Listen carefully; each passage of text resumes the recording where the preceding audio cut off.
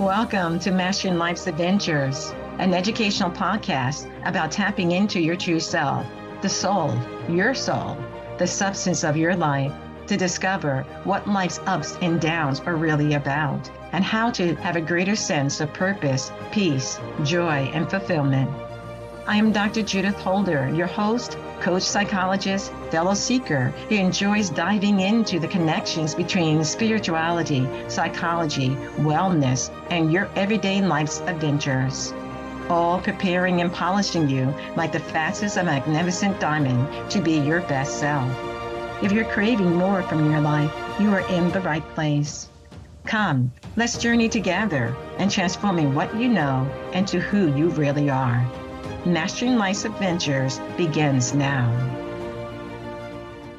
We're bringing Scott back to talk about this whole notion that we started focusing on our first segment, or part one, related to you got it all and it still goes wrong. Why? And what happened? This relates to children and also in his life, that sometimes he in his own self would say, my upbringing was, great in comparison maybe to other upbringings, but still there was something missing that I learned through my life experiences. And I'll let you take it from there, Scott. Yeah. So it really was the missing part was I thought and was always told I have so much. And my parents always were of the let's give to our kids. That will make them happy. But the missing part was that we didn't build up some really important strengths, some really important skills.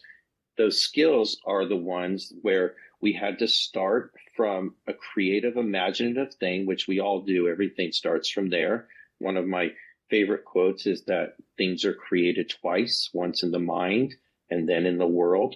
They always have to be thought of first. And so we always create. And for me, I gave the example in the first part was guitar. I thought I saw a guitar player, rock band, wanted to be a guitarist, decided I wanted a guitar and take lessons. Didn't have to do too much on my end except for ask for it. And because it was that simple for me, and it's that simple for many, then I wasn't connected to it. I wasn't committed to it. I quit pretty much afterwards. And we have to understand that when you have that cycle, then you lose confidence in yourself. You feel inwardly, even if you're not expressing it outward. In fact, as a teenager or a preteen, you're probably not expressing it outward. You're hiding it.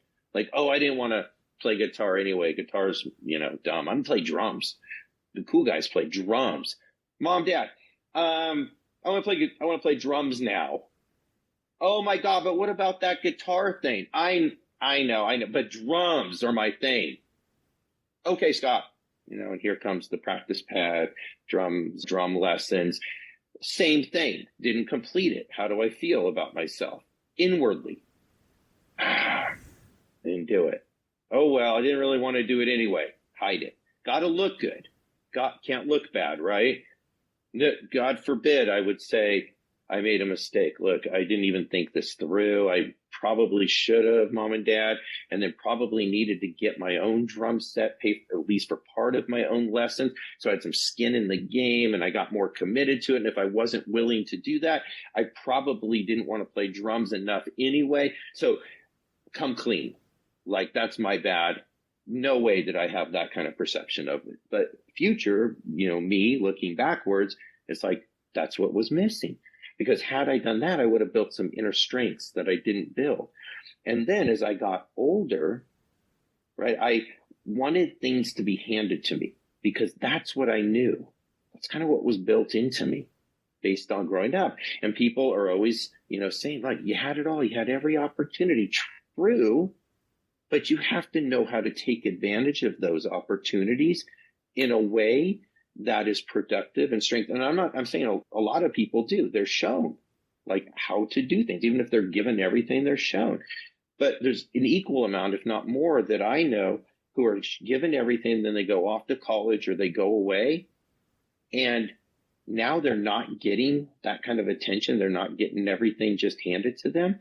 So now they need to go to Easy Street to get this, what they need. Now, Easy Street is drinking and it's drugs and it's attention from opposite sex or whatever, right? It's all of these things that can cause more chaos and more trouble in your life and create bad habits moving forward that get harder and harder to break. I would consider myself one of the lucky ones. I did build up those habits of just wanting, just having things given to me. When that stopped and I had all these experiences of not completing things, I did that in college. I didn't complete it because I wasn't trained properly to do that. And it wasn't until I really deeply started studying how the mind works and really getting into the spiritual part of it and really finding myself, who I was, that I was able to break through that and go, you know what? I have to find what I love. And then I have to have that consistent with who I am, what's important to me, and what are my strengths. Like, I'll do things, right? And I'll say, look, today, put 200 kids out in front of me. I'll talk to them for 4 hours. I'll engage with them. We'll interact. We'll have some fun. And other people are like, that's my biggest nightmare in the entire world, right? But they'll say, I'll sit for 8 hours typing and doing accounting books, and I just love numbers. And I'm like, that's my biggest nightmare. But those who sit in their office or do whatever they do, and they've never done the work to find out what their soul is searching for, the reason and the purpose of being here, because we have that reason and that purpose, they struggle. And it's that, thank God it's Friday. On Sunday afternoon at the latest, they're like, oh, got to go back to work tomorrow.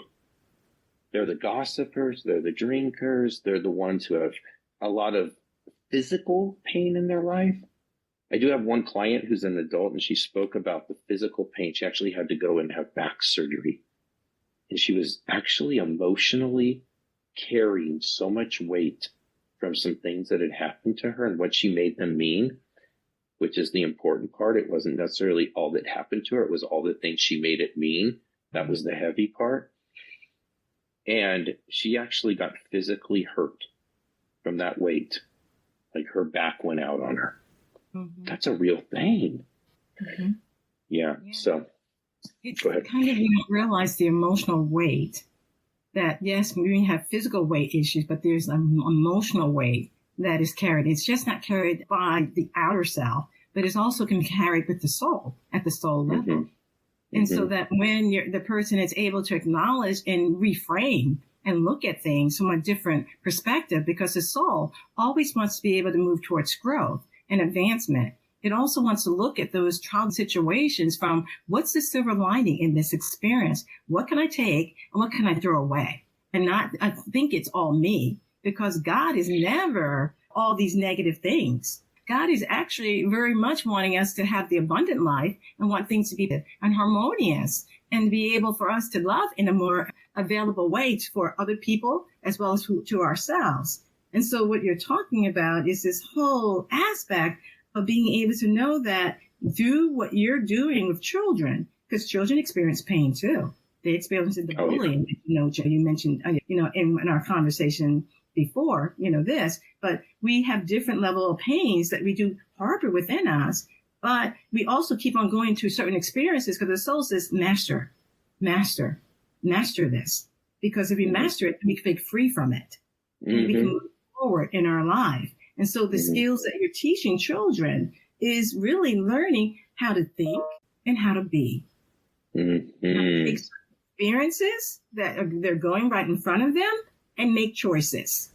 Do I want to go to the left, which is the old way, or do I want to go to the right, which is the new way of what I'm learning about how to be and how to show up in my day-to-day experiences of living life?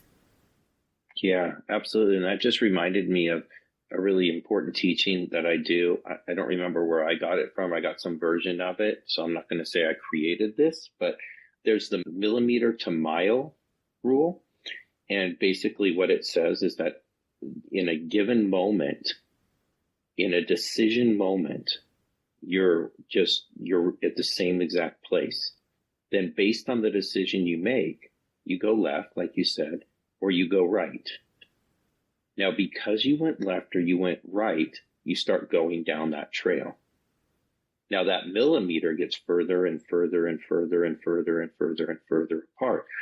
So if we were to put that in real terms, in one moment, I might say, I'll just use my own personal experience, is I might say when I played water polo at a fairly high local level when I grew up in Reno, Nevada and Northern California.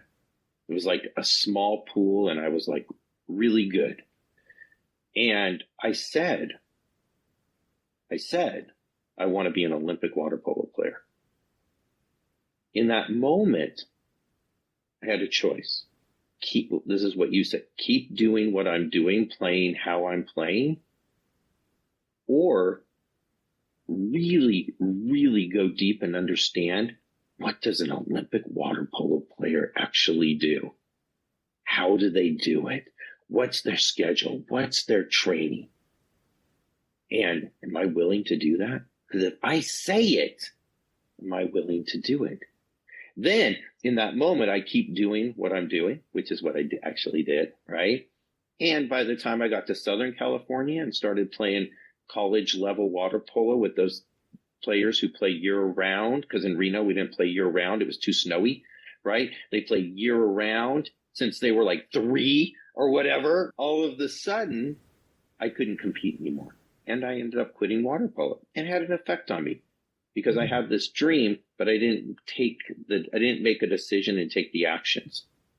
In that exact same moment when I had that decision time and I did the research, I go, okay, I'm going to do the research, and now I'm going to start doing it. I'm going to be getting up at 5. I'm going to do the weights. I'm going to do the training. I'm going to give up these other things, this lifestyle things, because I'm going to get what I said I'm going to get. You see, the difference would have been I would have met these other water polo players. I might have played at this higher level, probably would have. I might have gone here, and who knows, right? And literally my life would be in a different place for sure. We just know that than it is right now. And it's not good, bad, or indifferent. It's just the millimeter to mile. Now, if we take this into like a kid, teen, tween, let's just say they're in a moment of, hey, you and I are hanging out, Dr. Judith. Hey, you want to go party? You want to go, like, you should go to this party? You're in that, like, go home. You already had plans. You were going to, like, do this, listen to music, or you were going to watch a movie with your family or whatever. Or I'm going to go party. And we don't know, right? Could that going to party lead to the next party, lead to the next party, lead to, like, this trouble and this habit of going to parties instead of doing these other things? But in that moment, if you decide, hey, I'm going to do that thing I said I was going to do, right? Study, watch a movie, whatever it was. You could literally live an entirely different life.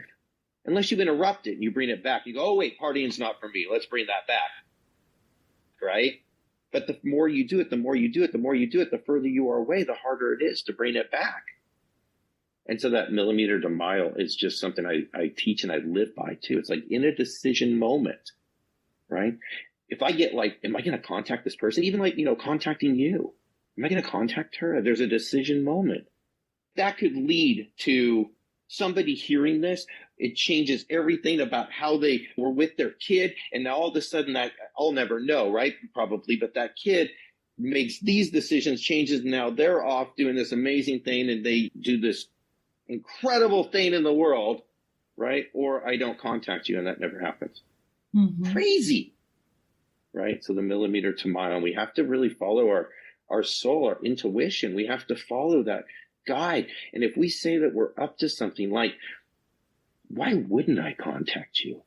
If I really want to be that Olympic water polo player, why wouldn't I go research and study and go do those things? Or am I just saying stuff? So that's what we have to get real honest with ourselves. We have to say, what am I really up to? And what would be stopping me? And what would be keeping me from doing it? And if what's stopping me or keeping me from doing it is what we talked about in the first segment, the comfort zone, it's just out of my comfort zone, then I like the analogy that it only takes 5 seconds of confidence to do anything, to bust out of your comfort zone. 5 seconds, it's like the rocket, right? Almost all of its energy is used in the blast off. You don't have to keep that going, but 5 seconds will get you past it, and then you'll be there and you'll be doing it. And that's the excitement of it. That's like, I'm going to do it. And then once you're there, you don't need excitement. Enthusiasm will carry you through. Just stay connected to it, right? And then you'll keep going. And then you'll have bigger comfort zone. This is good. But you have a formula, 5 seconds of confidence. I can break through the next one. And pretty soon, right, you're hitting those goals. You're hitting those targets. You're getting to where you want to go. Your soul is growing. You're not limiting what the soul is here to do by being a crazy human. Just being human, because I really believe that we are spiritual beings in a physical form. Yeah. And so we sometimes get so associated with the physical form that we lose sight of the soul and the spiritual development that is needed. So that's really nicely said, that what you're saying, because it also reminds me of the fact of one of the major things for children is fear. And so fear creates paralysis, for them. I don't want to do it. Or it creates that worry that we talked about in the first segment. And so what you're teaching them how to do is 5 seconds of confidence is easy to do. Mm-hmm. As opposed to feeling as I've got to be 24/7 confident all the time. Yeah. I mean, it's great. And, most of us, kids, adults included, don't do certain things because we don't see how to do them. And that stops us. But then I remind people, I'm like, so you think that Elon Musk knew exactly how to run SpaceX and have Tesla and be the richest man? You think he knew that when he was starting out? Because he didn't, right? Mm-hmm. And when Jeff Bezos was in his garage selling books, you think he knew how to run the Amazon that we have now, that we all rely on so much? He didn't. And if I use my Taylor Swift example, Taylor, are you listening? Taylor Swift example, she didn't know how to be a mega pop star. She was a 12-year-old kid trying to learn how to write songs. But because they were brave enough and their mission was connected enough to their soul, to who they were, to what they wanted to provide, what they wanted to give while they were here in the world, because they did that work, they were able to keep moving. They were able to keep having those 5 seconds of confidence needed to go to that next step, that next step, that next step. And it's pretty incredible. And then that takes all the pressure off. How many steps do you need to move forward? 1. Guess what? Once you've taken that step, you see the second one. Correct. Right? There's a great book called, I think it's Quantum Leaps or something like that. And it talks about how to make a quantum leap in your life. Sometimes it's step by step. And sometimes it's like, oh my gosh, I can see like how I can get from here to there with one big jump.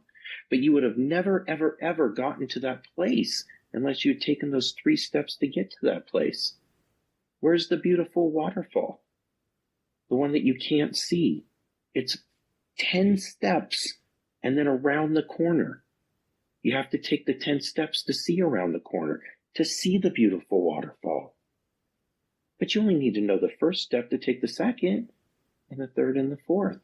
And the problem for kids, and almost for everyone, unless they know about this, is the biggest fear in the world is failure. Looking bad. What does it mean? Right? When you fail, if you don't have the right relationship with failure, which many people don't, what does it mean? It means I shouldn't have done that. I knew I shouldn't have left my comfort zone. I know I don't like it here. I know it's not great, but out there it's way worse. But that's because that relationship with failure is so backwards. Like I like to, when I do my power quest, the last thing is action. And I send them on a scavenger hunt. Mm-hmm. Whether it's live or virtual, I give them the scavenger hunt thing. And the reason I send them on a scavenger hunt, I say, look, you're going to go find these things on the list. You're going to go do these things on the list. Okay, cool. I go, but let me ask you a question. I just want to make sure before you start. If you happen to look in the cabinet or under something and you don't find something, are you going to quit? Are you going to say, I should have never done this scavenger hunt. I knew I wasn't good at it. Or are you going to say, oh, now I know it's not there. That's progress. Oh, now I know not to do that. Oh, that's progress. And then everything becomes an outcome. And every outcome becomes a progress. It's either you know what to do or you know what not to do. That's growth. We're going in the right direction. Exactly. And that's such a nice way of thinking about things, because so many times people think of failure is that means I'm bad, I'm terrible, or I can never get it right, or all the kind of laying on of the negativity that happens. But failure, as you're saying, is progress. And that's what the soul wants. The soul wants us to make progress. So it doesn't really care if you won it or you lost it. How did you react to it? And how are you managing it? Because it is progress. It is soul growth. And so that concept of soul growth also ties into the fact that when we have these experiences coming our way, it creates a courage, which is coming up in the age of the heart. The courage, the roaring of the self, that you're understanding that by me doing this, I love my soul, I love God great enough to be able to continue on this path, because I know it is the right thing to do, and it will have an outcome that will be positive and helpful. And even if it takes a curveball, I'm still learning something and growing from it. And again, as I said in the first segment, we take the silver lining and we leave the rest. I love that. I kept thinking about, like, just in kind of a fun way, if the soul was like standing next to us, like it was like this cute little like creature or whatever, right? And it stood next to us, and we stepped out of our comfort zone because we were following our soul, right? It was like guiding us, and we had the courage to do it. But then we got out, we looked bad, we failed, right? It looked bad. And we grabbed the hand of our friend here, the soul. We pulled him back. He was like, what are you doing? Like, I got you. We're going forward. Like, no, it's scary out there. Because God gave us choice. This is our freedom. This is our thing. So the soul, which is God, can't say don't. It can only say do and encourage, right? But we have the ability to pull back and say, no. And if we get it, we get that we're following our soul and allow our soul to be that leader. Trust, believe, right? This is what real belief and faith is in the unseen. This is like, go. Like, you can hear it, you can feel it. This is your fulfillment. And the more you do it, the more comfortable, the better. And the more of it you can do and the bigger of it you can do, follow the soul. But we keep pulling them back into our world, right? Controlling it instead of following it. I don't know if that makes sense. It makes sense in my head, though. Yeah, I mean, it is so true. I mean, whatever image, and I said this in one of my episodes, is find an image that you have for your soul. Mine is this orbit of light, is my image. Each one will have an image of their soul. It could be a teddy bear. It could be a shell, whatever image that brings comfort and love and positivity to you, is you want to do that, because then you're knowing that you are more than what your physical form is. And so if you are, as you gave that analogy, is that if your soul's alongside of you, and then your soul is trying to advance, and you say, no, we can't do that. And you keep on doing, then you are limiting yourself. You are limiting yourself. And you're not even knowing that you're doing that. All you know is you feel lousy, or you feel empty. Yeah. You feel disconnected in some way. Yeah. And what do you think is limiting? You don't think it's you limiting you. You think the world is limiting you. You think it's doing it because you don't see your power. See, you could keep going. Again, when we go back to the original thing, this is how people get past obstacles and challenges and become superstars in their own life, whatever that means to them and whatever level that is of success. But that's how they do it, right? That's when they go, okay, there's the world and there's me, and who's stronger? There's this circumstance and there's me, who wins? And then they have that faith, they have that belief in whatever it might be, whether it be God with the beard, or it might be a universal spirit, an energy, a source. They believe in it. They work with the law of nature, of the universe. Kind of in a cute, fun way, I wrote this book, and then I wrote this pilot for this TV show by the same name. Inside of the pilot, what I wrote is that we have stink think. Again, we're kind of in the kid world here.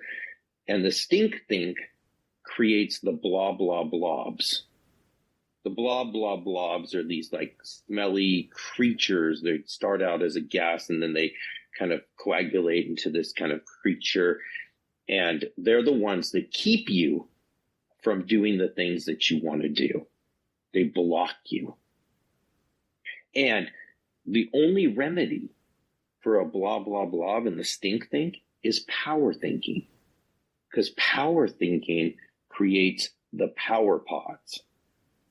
And the power pods are this like light that comes around you. And from a power pod, you can grab a power pellet and you can throw it at a blah, blah, blah. Because the power thinking always can be stronger than the stink think if you put your energy and attention to it. And so Dax, with the help of Max, his inner superhero alter ego, every time he has stink think, Max has to come out and be like, dude, what are you doing? I can't breathe up there. Like the stink think is so much. And then he takes him on a tour of his mind. He lets him see what's happening. And then he takes him out to the world where he can kind of learn from the world what it is he's afraid of, how it's affecting them, and how to create power thoughts, gain courage, ultimately take power pellets, beat out the blah, blah, blobs, and get to where he wants to go. Now, that's how it is in the TV show, but think about how that is in our life. We have these negative thoughts, think. We either grow the blah, blah, blob and let it keep blocking us and taking us over, or if we become aware of our powers, we start focusing our energy towards our power thoughts. We have to have some power thoughts, right, on the other side of it, so we have to learn those. We're really good at saying, I can't, and it's too hard, and I'm no good. We're not as brave. I'm courageous. I'm awesome. I can do it. That's always harder for us to say because we don't say it enough. Feels weird. We were told that's egotistical. That was a lie. Not egotistical, right?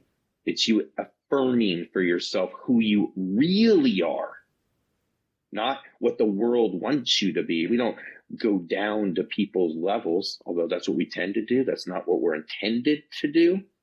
We're intended to rise up and bring people with us, to act and make the world a better place, make people's lives better, right? People ask me, what is it? Is your why? Why do you do what you do? I need to leave people better. And when they found me, when I saw them, I need to know that that's happening out in the world, because if that's not happening, I'm not fulfilling my purpose of being here. So I have to shift. So anyway, the power thinking, we start moving towards that, and bam, we become stronger. We get to get past our obstacles, out of our comfort zone, have that courage, move forward. I like what you're saying about the stinky thinking. Funny.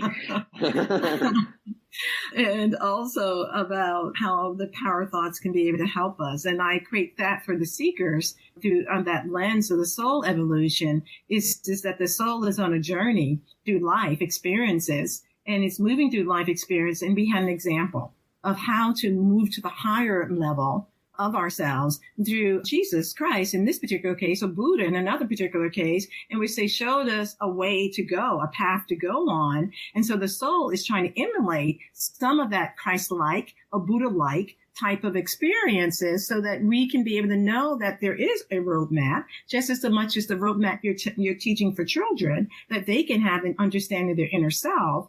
There is also for the soul a roadmap of how to be more Christ-like and be your best self.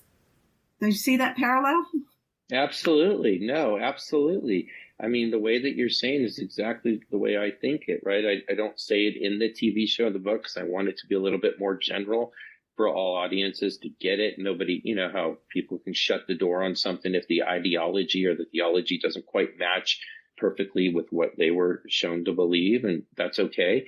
But I wanted it to be more general, so more available. But I totally agree with you inside of my own soul, that power thinking, that really is in line with Jesus. That really is in line with Buddha, Krishna, whoever the spirit guide is for you, right? And so that's the true place to go.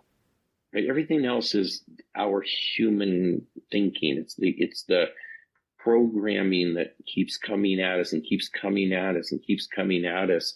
People like to watch TV, and I always ask them, I'm like, well, if it was something that you hated, that scared you, that worried you, right? It gave you anxiety. Would you just keep watching it over and over, or would you switch the channel? Well, this is our thinking. Yeah, some people do, right? This is our thinking, right? Switch the channel if you don't like what you're seeing. But I think sometimes what you're doing with the children, though, Scott, that is really hard sometimes for other people to know how to do is this how to switch the channel. It's the how to that you're teaching children how to do. But for adults who are children who didn't have that experience, that it becomes more challenging because they so are much ingrained in that left way of thinking and not learning how to do the right way of thinking. Yeah, it's true. I mean, and sometimes it just takes a different perspective from somebody else. I want to share something quick with my mom. When I did a training course, and it was really all about it was a very deep dive into yourself and who you are and how you relate to others. And one of the things I realized is that with my mom, I'd always considered her to be very opinionated. And so I related to her as opinionated, avoiding conversations. And when she said something kind of like, Mom, that's kind of like, I don't know if whatever. And so our relationship wasn't as close as it could be because of that, right? And I thought it was her. I'm like, well, she's opinionated. How can I deal with that? We were just talking with Scott about his mother, and unfortunately we lost the connection with him. But it does tie into all of this that we've been talking about with Scott about you've got it all and it still goes wrong. Why? What happened? And he's sharing some of these wonderful experiences that he's had in working with children and how to help to develop them and help them have the skill sets that allow them to be effective as children and in school and in the different spheres that they find themselves in. And I welcome you to reach out to Scott. His links will be below, and he can share more about how he's going about putting his mission and message out into the world. Thank you. And it's been great to have Scott Feld. Bye for now. Thank you for joining me for this episode on Mastering Life's Adventures, being your best self through soul evolution. If you have enjoyed what you've heard today, I would be delighted if you would share this episode with others, leave a thumbs up, and subscribe to my Mastering Life's Adventures podcast. Look forward to your joining the next episode. Please leave any comments or suggestions you might have below. Bye for now.